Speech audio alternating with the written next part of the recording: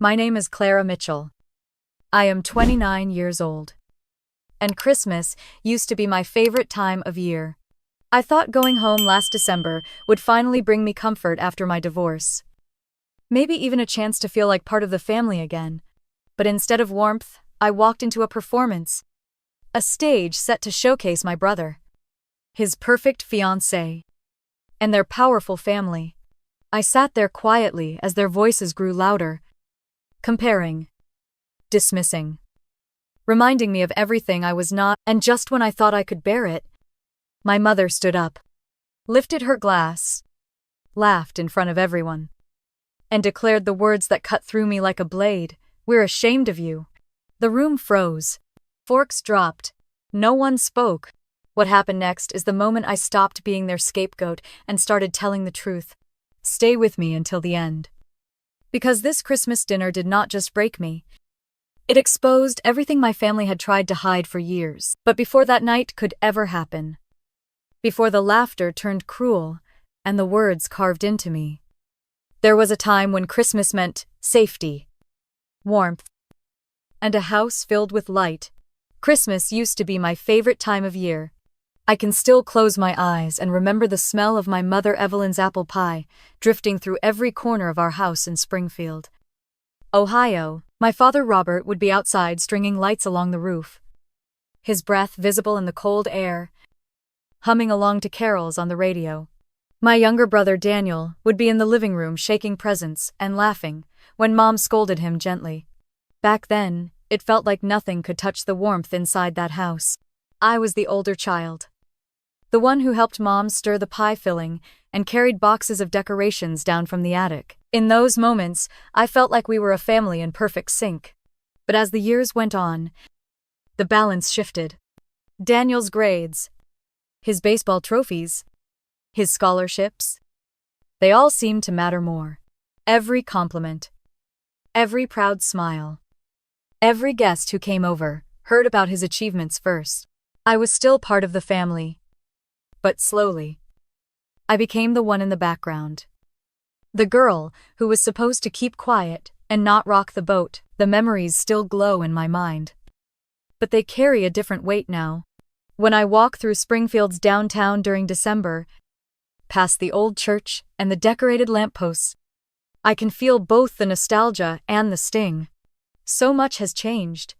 At 29, I found myself starting over.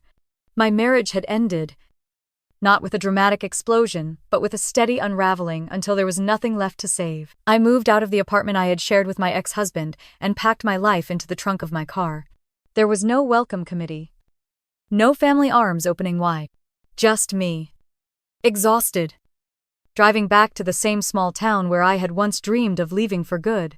I ended up renting a one-bedroom apartment above Mrs. Green's bakery on Main Street. She was 71. With quick eyes and a kind smile. And when I told her I was between jobs and trying to get back on my feet, she offered me a small discount on rent if I helped her with bookkeeping once a week. The space was barely 400 square feet, with paint peeling in some corners and a constant undertone of cinnamon and fresh bread in the air. But it was mine. I remember the first night I slept there. I sat on the edge of my bed, surrounded by half-unpacked boxes, listening to the hum of the ovens downstairs. I thought about how far I had fallen from the picture my parents once painted of me. To them, I was supposed to be the example, the one who married well, had children, settled into the kind of life that could be bragged about over coffee after church. Instead, I was divorced, scraping by, and living above a bakery. One afternoon, not long after moving in, I walked down to the bakery and found Miss Green humming as she kneaded dough. She looked up and asked how I was settling in. I told her I was fine, still adjusting. She smiled and said sometimes the smallest places become the safest ones. It struck me because she was right. That little apartment was the first place I felt like I didn't have to pretend. Still, every time Christmas lights went up around town, I felt the pull of old memories. I would picture my father carefully adjusting the big wreath on the front door, my mother arranging the nativity set on the mantel, Daniel showing off some new award while relatives clapped. I would picture myself too, standing nearby, hoping for approval that rarely came. That December, as the snow started to dust the sidewalks, I knew I would have to face it all again. My mother had already called to remind me about the Christmas dinner. She sounded cheerful, almost overly so, as if rehearsing for an audience. She asked me to bring dessert if I wanted, though she quickly added she had everything covered already. I hung up the phone with a knot in my stomach, unsure if I was being invited as family or tolerated as an obligation. I walked back into my apartment and looked around at the bare walls, the secondhand furniture I had picked up from thrift stores, the small artificial tree I had decorated with dollar store ornaments. It was not grand, but it was honest. It was my life, as it really was. I sat by the window, watching the snow fall on Main Street. Couples walked past carrying shopping bags. Children pointed at the lights strung across the lampposts. Laughter echoed down the block. I pressed my forehead against the cold glass and whispered to myself that I would get through it. Christmas used to mean warmth and togetherness. But now, it was a reminder of how fragile those things had always been. The pie smell from the bakery drifted up again, and I closed my eyes. For a moment I was back in the old kitchen, helping Mom roll out the crust, listening to Daniel brag about some game, watching my father sip coffee. For a moment it almost felt safe.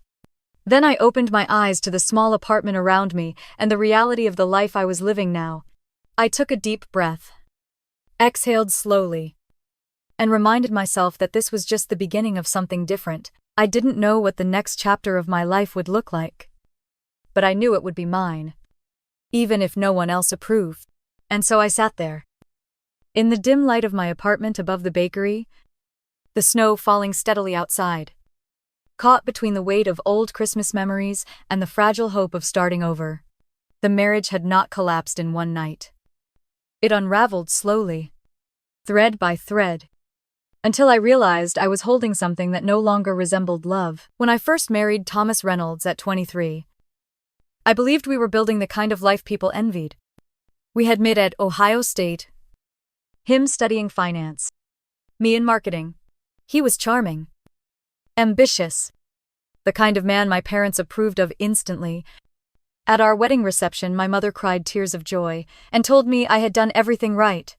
For a while, I believed her. The early years were filled with dinner parties and carefully posed photos, the two of us smiling like we had the world figured out. But behind closed doors, the cracks formed. I remember setting the table with candles, cooking his favorite meals, waiting for him to walk through the door. Some nights he did, offering a distracted kiss before checking emails. Other nights he called to say he had to stay late, though his voice carried the kind of excitement that had nothing to do with me. At first I convinced myself it was the stress of his job at a Columbus investment firm. He was moving up quickly, managing accounts, traveling for client meetings. I told myself every marriage went through seasons, that if I stayed patient, it would balance out. But patience became silence, and silence became loneliness. There was one evening I will never forget. I had planned a small dinner, roasted chicken, and a bottle of wine we had been saving since our honeymoon. He came home 2 hours late. Loosened, eyes bright with some joke he refused to explain.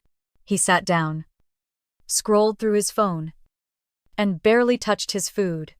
I asked what was so funny, and he said it was nothing. Just work.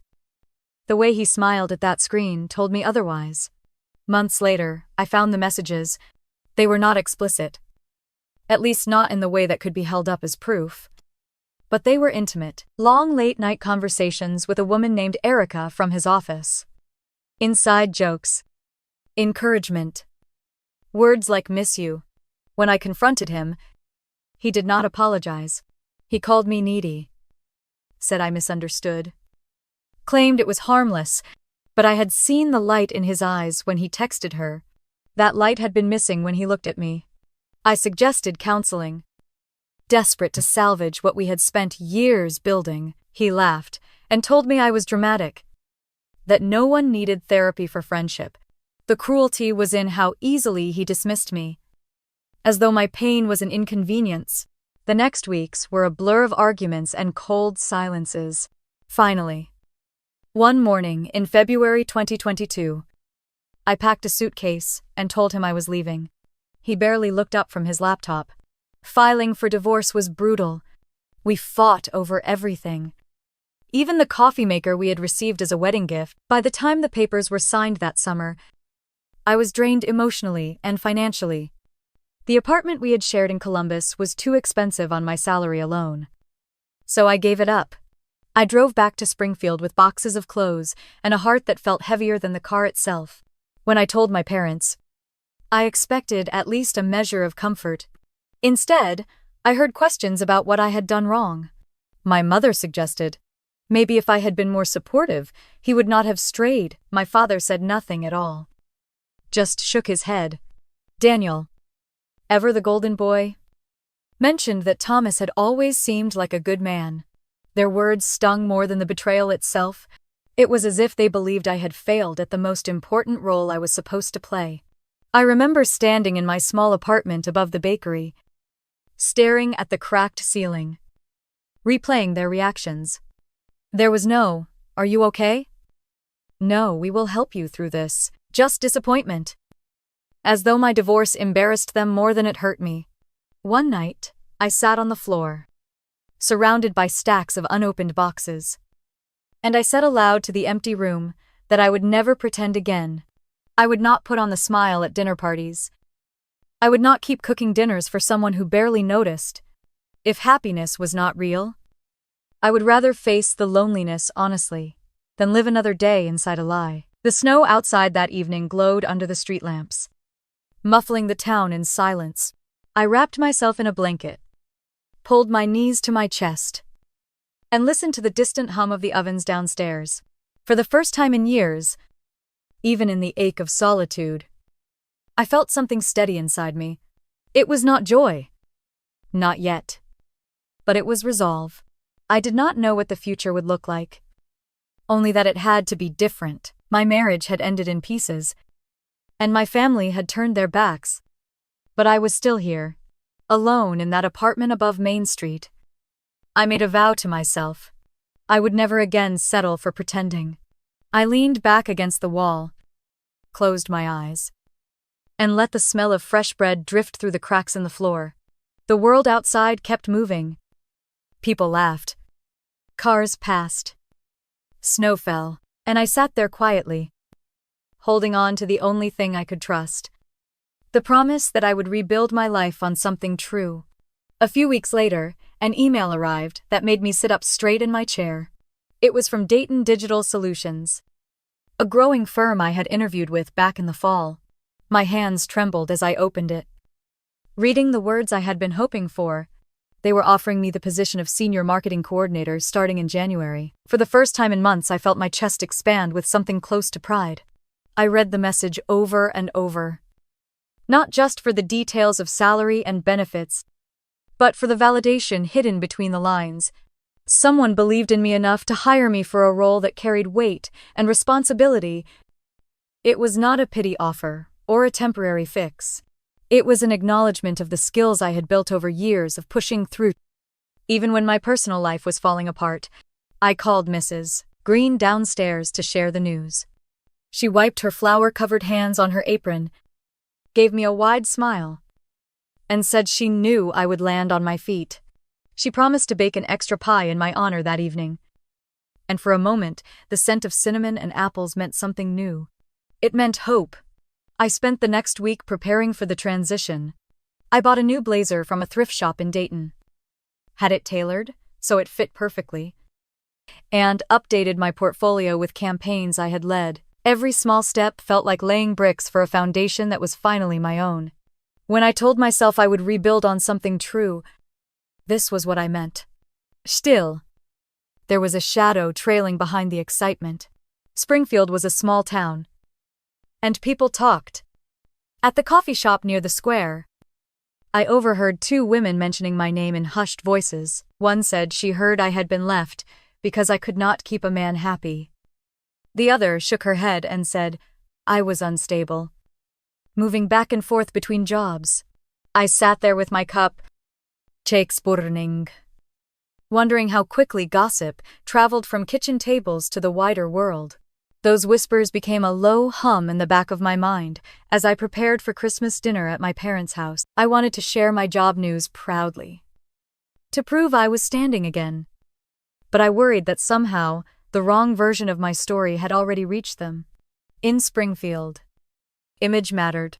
A woman could endure misery in silence and still be praised for staying, but leaving, even for the sake of honesty, branded her as reckless. One afternoon, I stopped by the library to use the printer for some forms. The librarian, a woman who had known me since childhood, asked how I was doing. I told her about the new job, and she smiled politely, though her eyes carried something else, a flicker of doubt. As I walked away, I wondered if she too had heard the stories. It seemed my divorce had not only severed my marriage, but had become a public spectacle for others to dissect. I tried to push the doubts aside by focusing on what I could control. At night, I drafted strategies for the accounts I would be managing, envisioning presentations, brainstorming social media campaigns. I let myself imagine walking into the Dayton office with confidence, my head held high, coworkers nodding in approval as I introduced myself. Those images were fragile, but they kept me moving. The closer Christmas came, the more conflicted I felt. I wanted to tell my family, to stand at that dinner table and say I was not the failure they thought I was. But I also knew how quickly their attention could turn dismissive. Daniel's engagement to Victoria, her prestigious medical residency, their wedding plans in Italy. All of it seemed designed to overshadow whatever news I had. One evening my mother called. Her voice was cheerful, rehearsed almost, as she reminded me about the time of dinner and listed the guests who would be there. She mentioned the Hayes family, Victoria's parents, and my aunt and uncle from Cincinnati. Her tone carried pride when she spoke of them, as though their presence elevated the event. When I told her I had good news to share, she paused, then said I could tell everyone at dessert.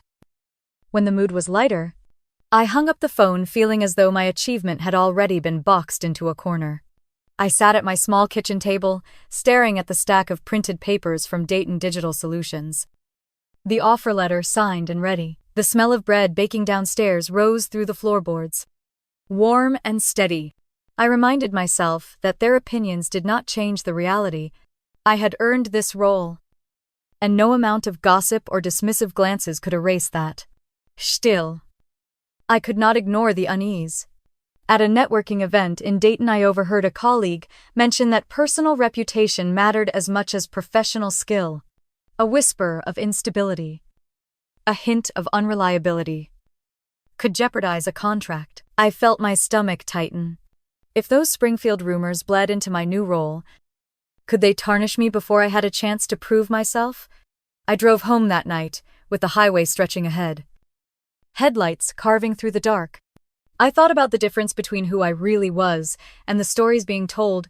For years, I had shaped myself around what others believed, twisting into someone who would be accepted.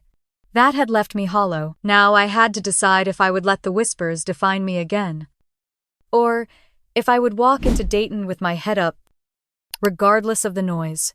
When I pulled into the lot behind the bakery, the snow had started again, thin flakes drifting lazily in the streetlights. I carried the folder with my offer letter inside and set it carefully on my nightstand, as if it were a fragile treasure, sitting on the bed. I let the weight of it settle. It was more than a job. It was proof that I was not broken beyond repair, that I had something real to bring to the table.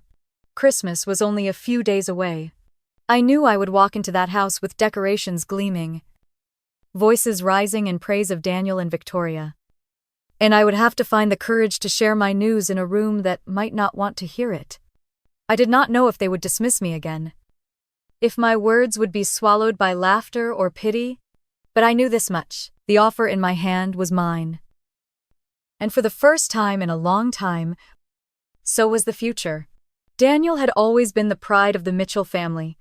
At 26, he was already working as a mechanical engineer in Columbus. With a salary that gave my parents something to brag about at every church potluck and family gathering, pictures of him in his cap and gown from Ohio State still hung prominently in the hallway of our childhood home, framed with care, while my own milestones had quietly disappeared into storage boxes in the attic. His engagement to Victoria Hayes only elevated his golden child status. Victoria was polished, beautiful, and accomplished. She was in the middle of her pediatric residency at Riverside Hospital, the daughter of a well-known surgeon and a mother who chaired half the charity events in Franklin County. Her family carried the kind of social weight my mother Evelyn craved. And from the moment Daniel introduced Victoria at a 4th of July barbecue 2 summers earlier, I knew she had already been written into our family's narrative as the perfect addition as Christmas approached. I could sense that the holiday had become less about tradition and more about presentation. My mother called nearly every day, her voice filled with an excitement that sounded rehearsed. She listed the dishes she was preparing, the seating arrangement, even the crystal stemware she had polished for the occasion. When I offered to help, she brushed me aside with a cheerful but firm tone. Everything was under control, she said. I should just focus on showing up. One afternoon, while I was folding laundry in my small apartment, she called again.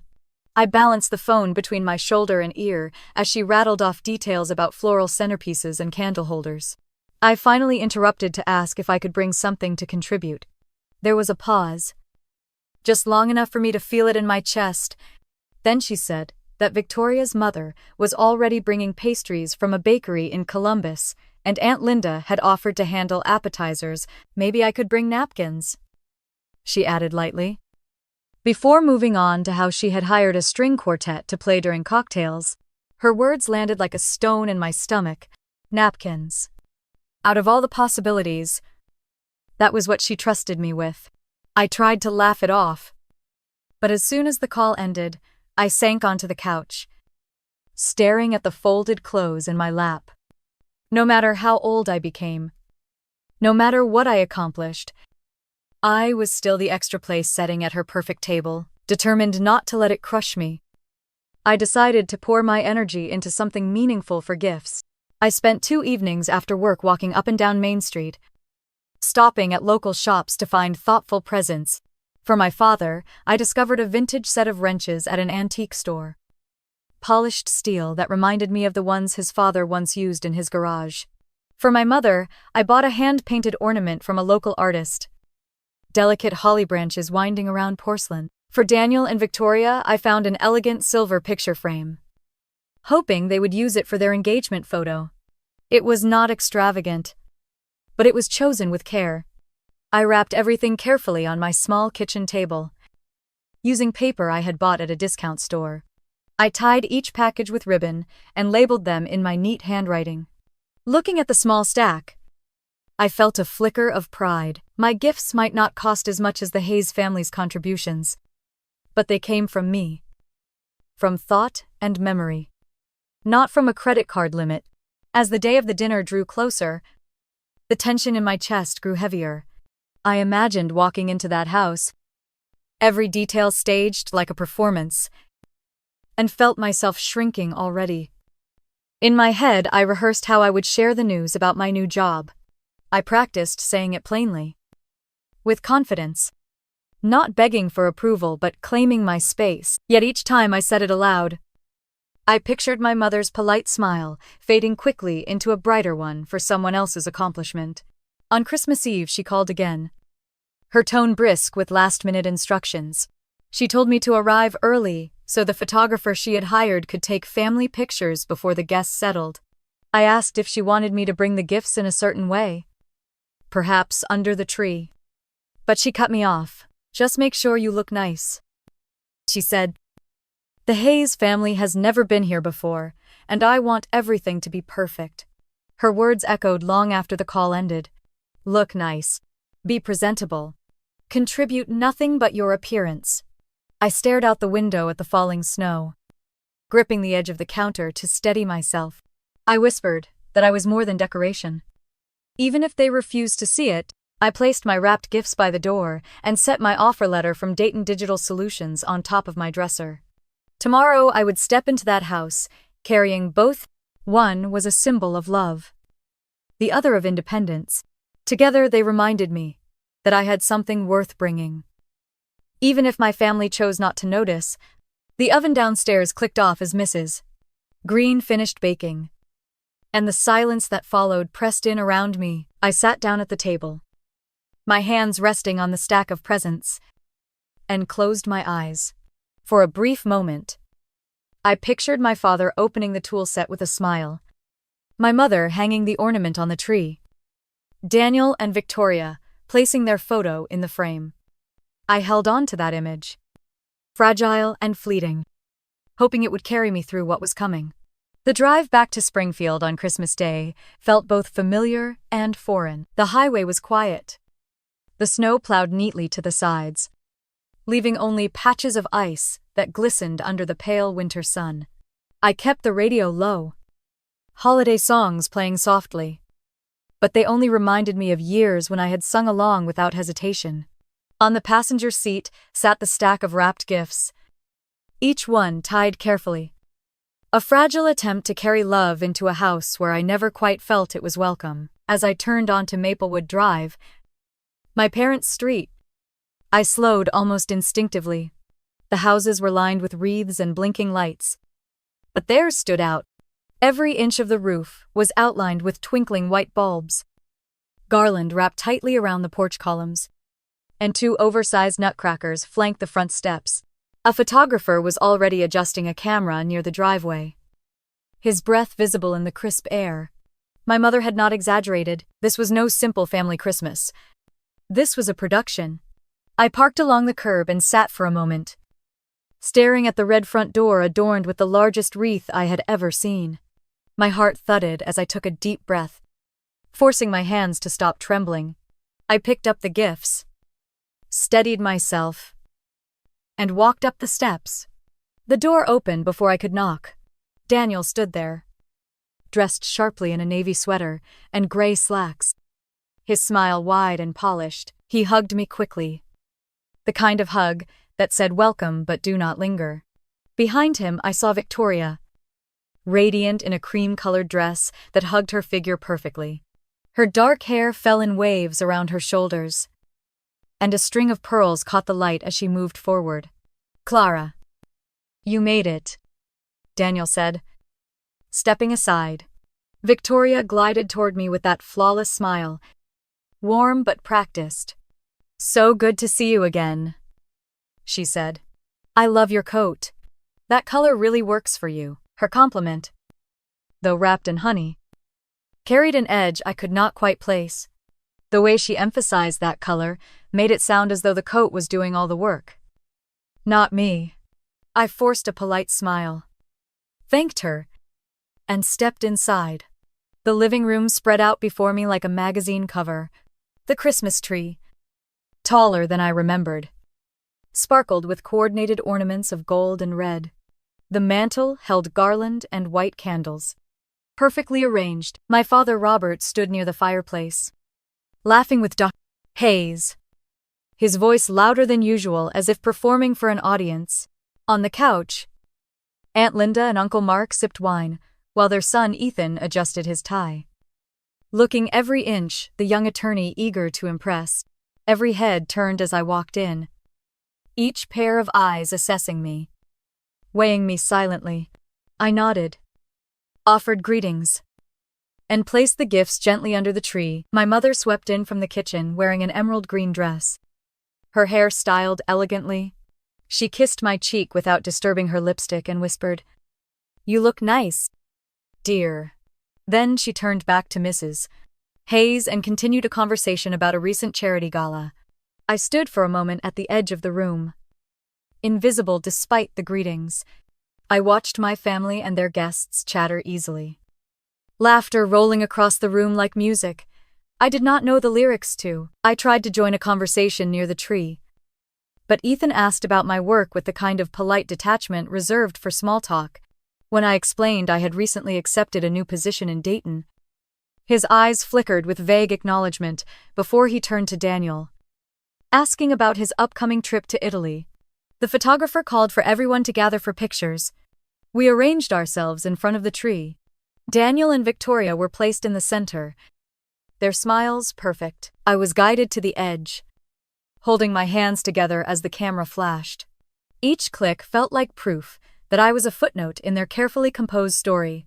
Afterward, I retreated briefly to the kitchen to collect myself. I stood near the counter, looking at the rows of crystal glasses, waiting for champagne. The plates of hors d'oeuvre, arranged with military precision. My mother brushed past me carrying a tray. Focused and efficient, I asked if she needed help, but she shook her head quickly. "Everything is taken care of," she said, then hurried out. I leaned against the counter, exhaling slowly. The voices from the living room swelled again, Victoria's laughter ringing clear. I straightened, squared my shoulders, and walked back in. When I returned, Victoria was standing near the fireplace, the light catching her pearls as she spoke about her residency schedule. Mrs. Hayes beamed with pride while my mother listened, eyes shining. Daniel stood beside her, his hand at the small of her back, nodding along as though her accomplishments were his own. "You must be so exhausted with that workload," my mother said admiringly, balancing such a demanding career and planning a wedding at the same time. "It is remarkable." Victoria tilted her head modestly, her smile never faltering. "It is busy," she admitted. "But when you love what you do, it does not feel like work. I am just grateful for the support I have from Daniel and both our families." Then she turned her eyes to me, her smile still bright, and added, "Not everyone is lucky enough to have that kind of foundation." "Right, Clara." The words slipped into the room with a sweetness that masked the sting. A few guests chuckled lightly, though I could not tell if it was at my expense or just polite noise. My cheeks burned as I forced a smile, my heart pounding against my ribs. I excused myself to pour a glass of water, gripping the glass tighter than necessary. In that moment I realized this was no simple dinner. Every detail, every exchange, was staged to highlight success, to showcase perfection, and I was the contrast, the reminder of what failure looked like. I swallowed the water, set the glass down carefully, and steadied my breath. The night was only beginning, and I knew the hardest part was still to come. I walked back into the living room and found the conversations flowing as though they were part of a script. Ethan Carter stood by the piano, glass of wine in hand, telling a story about a high-profile case he had worked on in Cincinnati. His voice carried with the kind of confidence that came from knowing everyone was listening. He described long hours, strategy meetings, and the satisfaction of winning a verdict that had protected a corporation from what he called frivolous claims. My Uncle Mark chuckled proudly, clapping him on the back as if Ethan had saved the city itself. Across the room, Daniel had gathered a circle of attention with Victoria at his side. He was describing the villa they had chosen for their wedding in Tuscany, his hands moving as though painting the landscape in the air. Victoria filled in details about the vineyards surrounding the estate, the chapel with stone walls dating back hundreds of years, the view that overlooked rolling hills. My mother's eyes sparkled as if she had already transported herself there, basking in the reflected glow of their future celebration. Mrs. Hayes chimed in about the charities she was supporting, listing fundraisers and gala events, while her husband spoke about his work with children's hospitals. Each sentence seemed crafted to showcase generosity and influence. My father listened intently, nodding with admiration, as if their achievements elevated our entire family simply by proximity. I sat on the edge of a chair near the tree, holding my glass of water, waiting for a chance to contribute. When a pause finally came, I cleared my throat and said I had been offered a new position in Dayton. I explained briefly about the company, how quickly it was growing, and how excited I was to take on more responsibility as senior marketing coordinator. The response was immediate but shallow. A few polite smiles. A murmured, "Oh, that's nice." A nod from Aunt Linda before she shifted back to listening to Victoria describe dress fittings in Chicago. The words evaporated into the air like steam from a kettle. There for a moment before vanishing. My chest tightened. But I forced my smile to stay. Then my mother's voice cut through the hum of conversation. Louder than before. She had turned to Mrs. Hayes. Her tone casual, yet deliberate.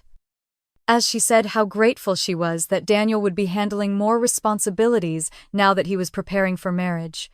She mentioned that the old Mitchell house, the one my grandparents had left behind when they passed, would of course be under Daniel's management. It took me a moment to process what she had said. My head lifted sharply, my eyes locking on her. The house on Oakwood Avenue, worth nearly $450,000. The house where I had spent countless childhood summers had always been described as a family property. There had never been a conversation about handing it over to one child. But my mother spoke as though it was settled. She continued, smiling warmly at Victoria and her parents, saying that Daniel would know how to care for the property, how to keep it in the family's name, how to make the best use of such a valuable asset. She gestured with pride toward him, while my father nodded silently. My throat went dry. I wanted to speak, but the words refused to come. The room had shifted. The spotlight once again placed on Daniel. While I sat at the edge, like an invisible guest in my own family, I saw Victoria glance at me, then quickly turn away. Her expression polite but detached. Ethan smirked faintly, as if he had just witnessed something expected. Aunt Linda pressed her lips together, sipping her wine without comment. No one questioned it. No one even hesitated. The weight of it settled on me slowly, like ice forming layer by layer. I was being erased in real time, in front of guests, in front of extended family. My mother had decided that what was once shared now belonged to Daniel alone.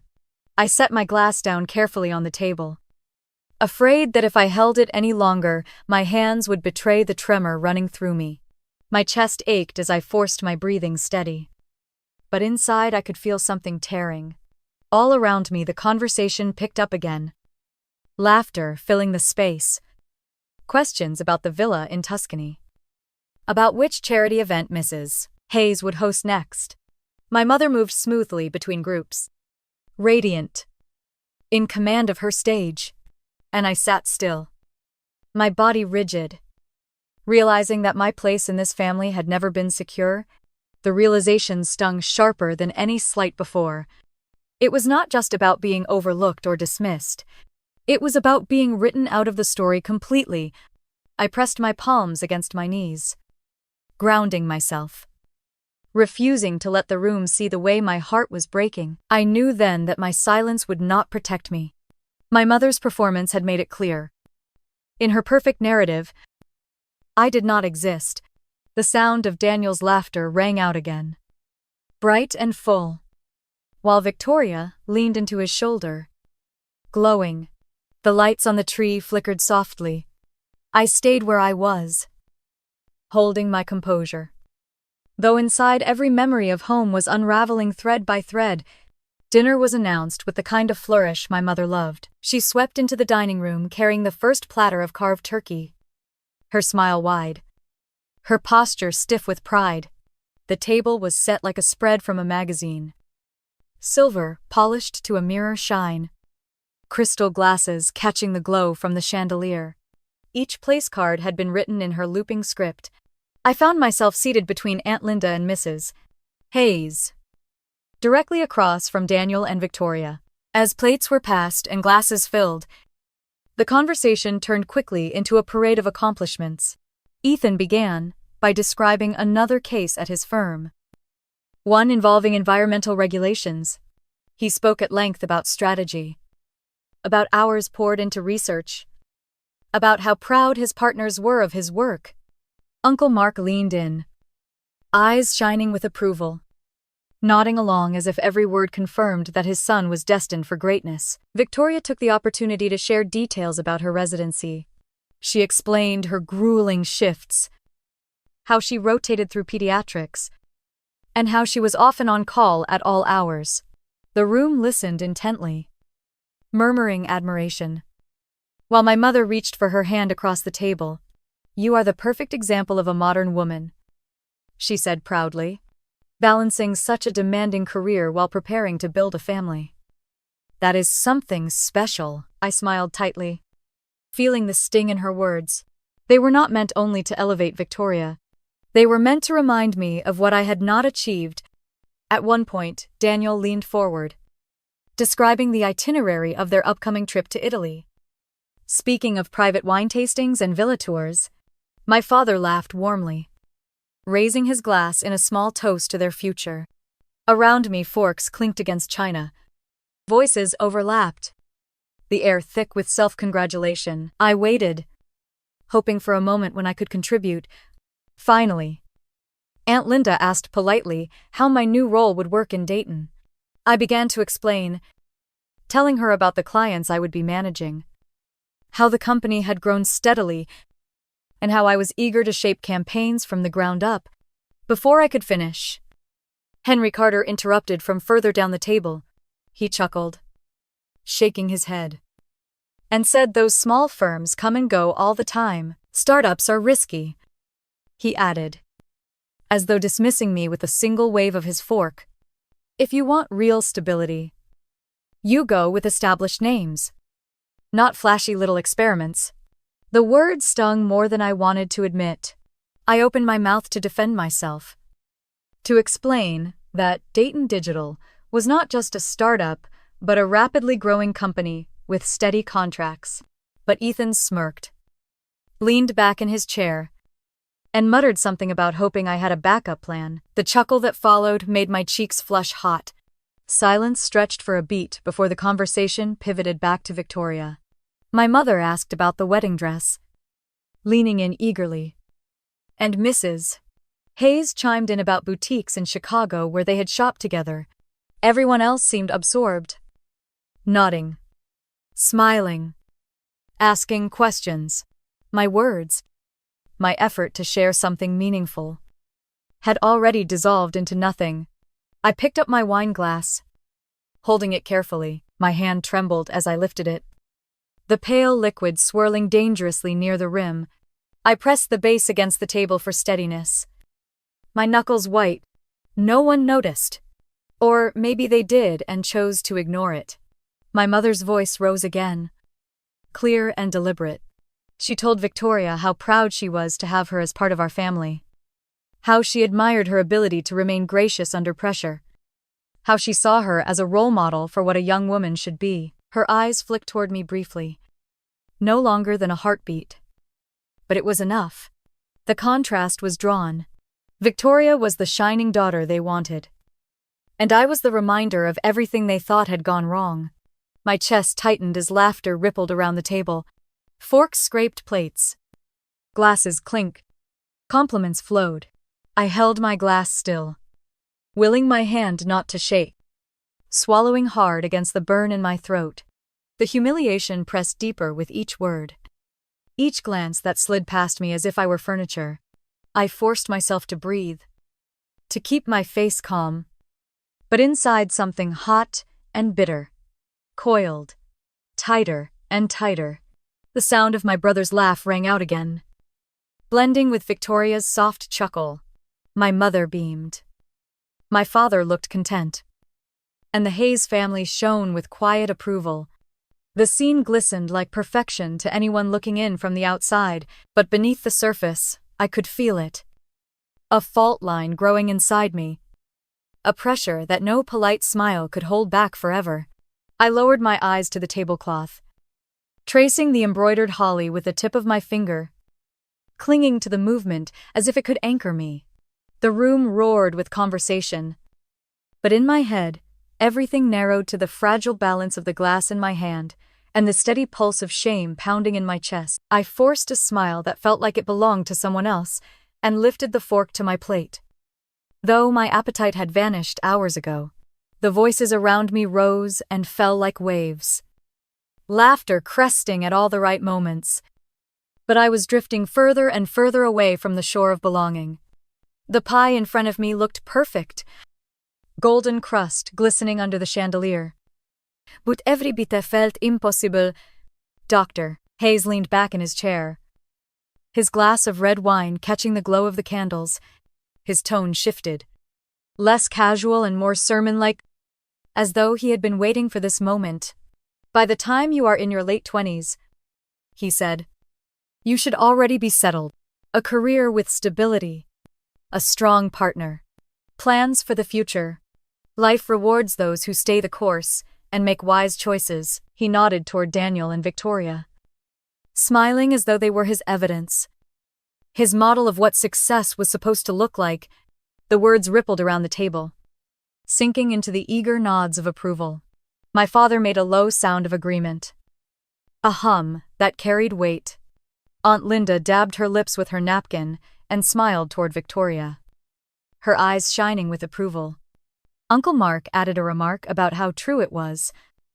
That commitment was the foundation of everything. Their agreement felt suffocating, as though the walls had drawn closer with each nod. My fork rested uselessly against my plate, my hand trembling faintly. Dr. Hayes had not spoken my name, but I felt every word cut toward me, deliberate and sharp, each one a reminder of how little space I occupied in this room. I waited for someone to soften it, to offer balance, but no one did. Then my mother stood. The scrape of her chair against the polished hardwood silenced the table more effectively than a bell. Every head turned toward her. She held her glass high, her emerald dress shimmering under the chandelier, her face glowing with pride. I had seen this expression before at church gatherings, at charity events. When she stepped into a role she loved best, the master of ceremony, the queen of presentation. Well, she began, her voice full of theatrical sweetness, since we are all being so very honest tonight, I think it is time someone said what needed to be said. She paused, letting the anticipation build, scanning the table as though gathering permission from her audience. My breath hitched as I realized where this was heading, though I still prayed I was wrong. Her smile widened, her laugh rising sharp and clear. We're ashamed of you. The words struck like a blade, and her laughter followed, loud and unrestrained, ringing off the walls. She tilted her head back slightly, savoring the sound, while the rest of the table froze in uncomfortable shock. Then, slowly, the ripple spread. A chuckle from Ethan, low and smug. A half laugh from Uncle Mark, forced but complicit. Even Aunt Linda gave a small exhale through her nose, a sound that might have been disbelief but carried no defense. Heat surged through me, my cheeks burning as though the chandelier's light had been focused solely on my skin. I searched desperately for someone to speak up, someone to stop this performance before it destroyed me completely. My father lowered his eyes, his mouth tightening, but he said nothing. Daniel shifted in his chair, looking momentarily uncomfortable, then looked back at his plate. Victoria laid a hand gently on his arm, her composure unshaken, her eyes downcast. I looked at Mrs. Hayes, hoping for at least a flicker of disapproval, but she only folded her napkin neatly in her lap, her polite smile unbroken, as though she had been watching a mildly distasteful but unsurprising spectacle. Dr. Hayes simply sipped his wine, his earlier lecture standing firm in the silence that followed. The laughter died, leaving a silence heavier than sound. The only noise was the ticking of the grandfather clock in the hallway and the faint clink of a fork that slipped from someone's hand. My heart pounded so loudly, I was certain everyone could hear it. My mother stood above me, triumphant, her eyes shining not with shame, but with satisfaction, as if she believed she had done something noble. The words hung in the air, sharp and undeniable. We're ashamed of you. I wanted to respond, to tell her she was wrong, that her cruelty said more about her than it did about me, but the weight of the silence pressed down, pinning me in place. No one at that table challenged her. No one defended me. Their silence was its own kind of agreement. Their stillness, a collective nod. I gripped the edge of my chair until my knuckles whitened. My body rigid against the urge to collapse, I stared down at the untouched pie. Its crust crumbling under the faint tremor of the table. The smell of cinnamon, once a comfort, turned sickly sweet. Cloying. Unbearable. When I finally looked up, I saw nothing but confirmation of what I had always feared. Daniel's lowered gaze. Unwilling to stand for me. My father's silence. The same silence that had filled our home when I was a child, whenever my mother's sharp words cut too deeply. My aunt and uncle's polite composure. Unwilling to risk their own comfort by objecting. The Hayes family's distance. Careful and detached. As though my humiliation was merely part of the evening's entertainment, the shame settled over me like a heavy cloak. This was not the subtle dismissal I had grown used to. The backhanded compliments. The quick redirections of conversation. This was public condemnation. Official and absolute. My mother had not only named it, she had demanded that everyone else bear witness. I felt my throat tighten. My chest constricting as though air itself was refusing to reach me. I picked up my glass of wine to steady my hands. But the liquid shook violently against the rim. My lips parted. But no words came. The room was still, the silence unbearable. Every face waiting. Every breath held. I realized in that moment that this was not just my mother's voice. It was the voice of the entire room, by saying nothing, by laughing along, by staying silent. They had all declared the same thing. We're ashamed of you. The weight of it pressed deeper, branding me in front of everyone I had ever tried to please. And as I sat there, frozen under their collective gaze, I understood for the first time that the shame had never truly been mine to carry. It belonged to them. Yet they had placed it on me like a crown of thorns. Still, I sat in silence, the burn in my throat growing, my hands trembling in my lap. The chandelier light sparkled on crystal and silver. But the room felt darker than I had ever known. And in that darkness, I felt the first tremor of something dangerous rising inside me. Sharp and unyielding, waiting for its moment to be spoken. I pushed my chair back, and the sound echoed through the dining room, sharp against the silence that had smothered the air. Every head turned toward me, my legs trembled as I stood. But my voice, when it came, was calm. Each word measured like steel, sliding slowly from its sheath. You are ashamed of me, I said, looking directly at my mother. Let me tell you what shame really looks like. Her smile faltered. Her glass hovering midair, the flicker of uncertainty in her eyes fed the fire that had been burning inside me all evening. Shame is a mother who thought no one noticed when she spent long afternoons in 2008 with her tennis instructor. Richard. I was 19. But I was not blind. I saw the texts on your phone. The way you dressed for lessons like you were going on a date. The nights Dad stayed late at work because he had found out. Gasps rippled across the table. My father's face went white, his fork clattering onto the china. Aunt Linda pressed her hand to her chest. My mother's painted lips parted. But no words came. I stepped closer, my voice still quiet, but carrying in the heavy silence. And shame is a father who drank himself to sleep every night, from 2010 to 2012, pretending he was fine. Do you think I did not smell the whiskey when you tucked me in? Dad, do you think I did not notice the bottles hidden behind the boxes of Christmas lights in the garage? My father's shoulders collapsed inward, his hand trembling as it reached for his glass, but stopped short. He looked at me with eyes full of something between guilt and sorrow, but he did not deny it. I turned toward my brother, my throat tightening, but my voice never breaking. And Daniel? The perfect son. Should I tell them about 2018? About the night Victoria confronted you after hearing rumors? And you came running to me begging for help to cover your tracks. Jennifer Morrison. Does that name sound familiar because it should? Victoria's head snapped toward him, her face pale.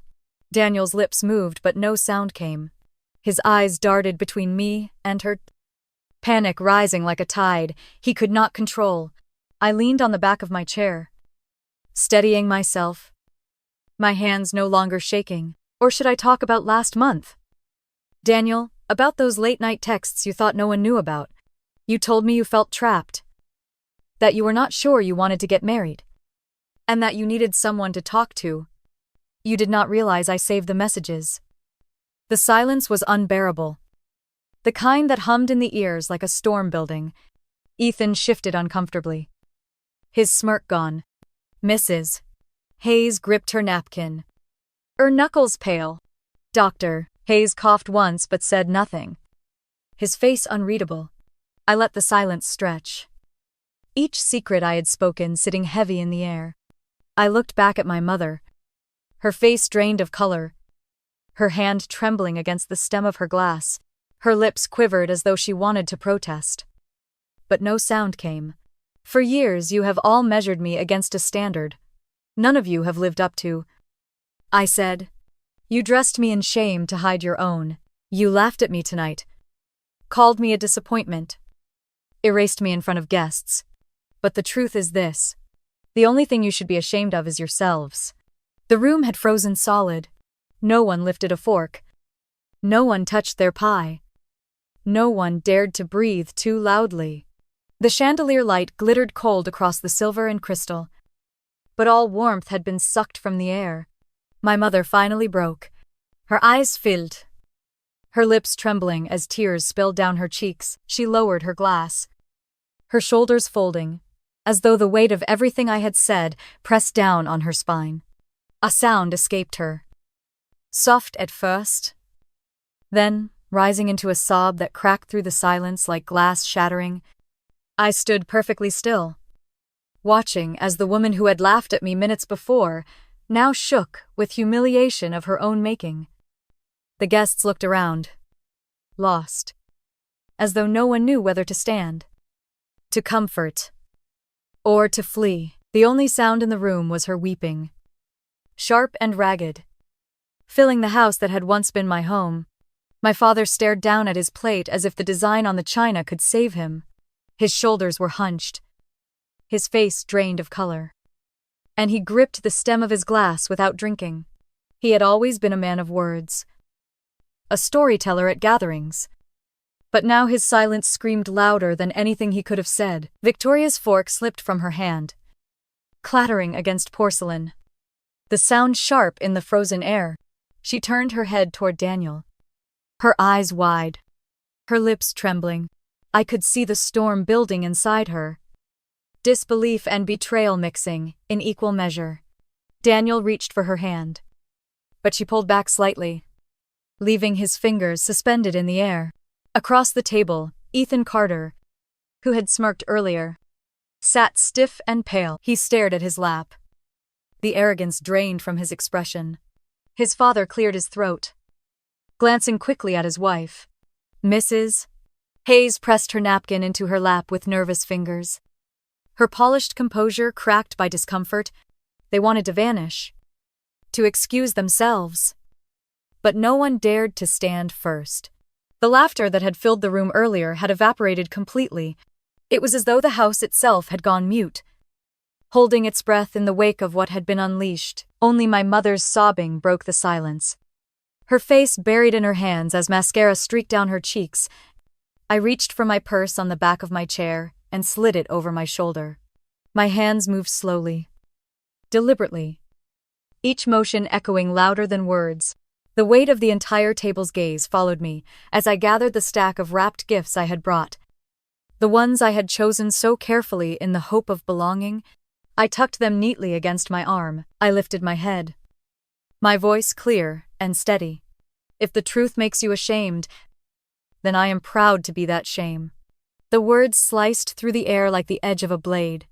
No one answered. My mother sobbed harder. My father pressed his palm to his forehead, and Daniel lowered his eyes, unable to face the damage. Victoria's face had hardened now, her gaze still fixed on him but colder, sharper. as if the future she had imagined was dissolving before her eyes. I pushed back from the table, the legs of the chair scraping against the floor, the sound final and jarring. No one tried to stop me. No hand reached out. No voice called after me. The only movement came from Mrs. Hayes as she leaned subtly toward her husband, her expression tight, clearly desperate to leave without drawing more attention. I walked past the tree, its twinkling lights glowing cheerfully in contrast to the wreckage that hung in the air. The ornaments shimmered with memories of Christmas mornings, long gone. Memories that now felt like illusions. At the doorway I paused, glancing back one last time. My mother was bent over, tears spilling onto her plate. My father sat hollow and still, his glass untouched. Daniel stared blankly at his lap, while Victoria's hand rested tensely on the table, her diamond ring catching the light, but no longer carrying the same promise. The Carters shifted uncomfortably, their bodies angled toward the exit, unable to mask their eagerness to escape the ruins of the evening. The dining room, once the stage for their performance, had become a graveyard of silence. Knives and forks rested in abandoned positions, the apple pie untouched, the pastries congealing under the heat of the chandelier. The air itself felt heavy, as though the walls had absorbed the humiliation and held it there. I straightened my shoulders, tightened my grip on the gifts, and stepped out into the hallway. The sound of my heels on the hardwood echoed down the corridor, each step carrying me farther away from the collapse I had left behind. The door at the end of the hall seemed impossibly far, but with every step I felt the weight of their silence lift, replaced by something fierce and undeniable, my own voice. No longer buried, no longer ignored. When I reached the front door, I placed my hand on the knob, the cold brass steady under my palm. Behind me, I heard only the muffled sobs of my mother and the hollow stillness of those who had once thought laughter was strength. I opened the door slowly, the winter air rushing in sharp and clean. And for the first time that night, I felt like I could breathe. Snow crunched beneath my boots as I walked to my car, my arms still heavy with the stack of gifts no one had wanted. The house behind me glowed with lights, but to me, it looked like a stage set after the actors had fled. An empty shell. I slid into the driver's seat, the leather cold against my skin, and sat for a long moment with my hands gripping the steering wheel. The silence was profound, broken only by the faint hum of the heater when I turned the key. For the first time in years, I did not feel the need to rehearse explanations or search for approval.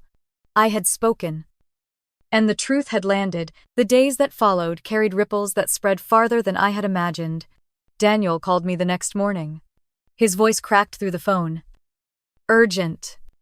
Almost panicked.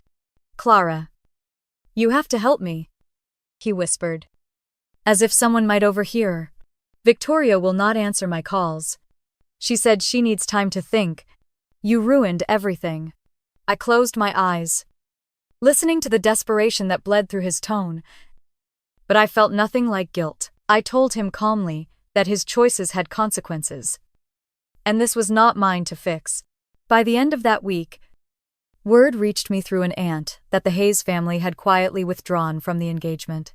Victoria had told her parents she could not walk into a marriage built on secrets. They had stood by her decision, their silence with my family polite but distant. The image my parents had worked so hard to polish, the alliance they had wanted to display that Christmas night, was shattered in a matter of days. My father sent me a letter 2 weeks later. The handwriting was shaky but careful, every word pressed into the page as if he had thought long before writing it.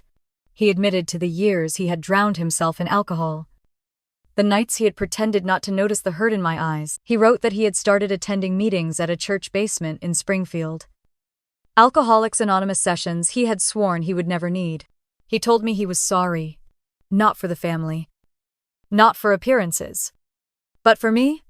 I held that letter in my hands for hours, rereading it until the paper softened at the edges. It was not absolution, but it was real. My mother, however, was not done. I heard from a cousin that she had begun meeting with an attorney about the old Mitchell house. She claimed Daniel should be the sole heir. That I was unstable, unfit to handle something so important. The news lit a fresh fire inside me. I had once assumed her decisions were final, but now I knew better. At work in Dayton, I confided in a colleague named Karen, a senior account manager who had become a friend. She introduced me to her husband, a real estate lawyer. We met for coffee one evening in January, and he explained the terms of my grandparents' will. Unless I signed away my rights, I remained a legal heir. My mother's maneuvering could not erase me so easily. The knowledge steadied me, as if I had been handed a shield I had never known was mine. Around the same time, I began seeing Dr. Rachel Kim, a therapist recommended by a coworker. I sat on her worn leather couch during our first session and told her everything. From the divorce to the Christmas dinner that had collapsed into ruin. She listened without judgment, her eyes steady, her presence calm. When I finished, she leaned forward slightly and said, "Clara, what you describe is a classic scapegoat role." She explained how families often choose one member to carry their unspoken shame, how they use that person to deflect from their own failures. "It is not about your worth," she said softly. "It is about their need to survive their own secrets. For years they made you hold it for them. And on Christmas, you set it down." Her words cracked something open inside me. I realized I had spent most of my life waiting for my family to see me, to validate me, to finally say I was enough. But for the first time, I felt the weight lift, because I no longer needed it. Their approval was not the currency of my life anymore. The weeks passed, and the phone calls from my mother grew fewer but sharper. She accused me of betrayal, of humiliating her in front of guests. When I refused to argue, she turned to cold silence. I thought it would pierce me as it always had. But instead, I found peace in the quiet. My father wrote again, shorter notes this time, describing his meetings, the coins he earned for each milestone. Daniel called less often, his voice subdued. His once unshakable confidence cracked. Victoria never returned to him. One evening, I sat at my kitchen table in Dayton. A stack of papers from the lawyer spread before me, my tea steaming gently beside them. The apartment was quiet except for the faint sound of Mrs. Green closing up her bakery downstairs. I looked at the documents, at the careful signatures and clauses that proved I could not be erased, and I felt stronger than I ever had. Later that week, I met with Dr. Kim again. As I described the legal steps, the letters from my father, and my mother's silence, she asked how I felt. I paused for a long moment before answering. For the first time, I said, "I do not feel like I need them to tell me who I am." Her smile was small but genuine. "That, Clara, is freedom." I walked out of her office that day into the crisp February air. The sky streaked with pale winter sun. My breath came steady, not with the weight of carrying their shame, but with the clarity of carrying only my own truth. For the first time in my life, I realized I was free to move forward without dragging their voices behind me. Spring in Dayton unfolded slowly, each week bringing longer light through my apartment windows and new shoots of green along the sidewalks. Work at Dayton Digital Solutions grew steadier with each passing month. The whispers about my divorce, the doubts about my stability, all faded as my projects spoke louder than gossip ever could. Clients began asking for me by name, praising my strategy and the way I could turn an idea into a campaign that connected with people. For the first time, I felt respected not because I was someone's daughter or someone's wife, but because of the work I had built with my own hands. The stability of my job gave me space to breathe. But what surprised me most was the way my life began to root itself outside of the office.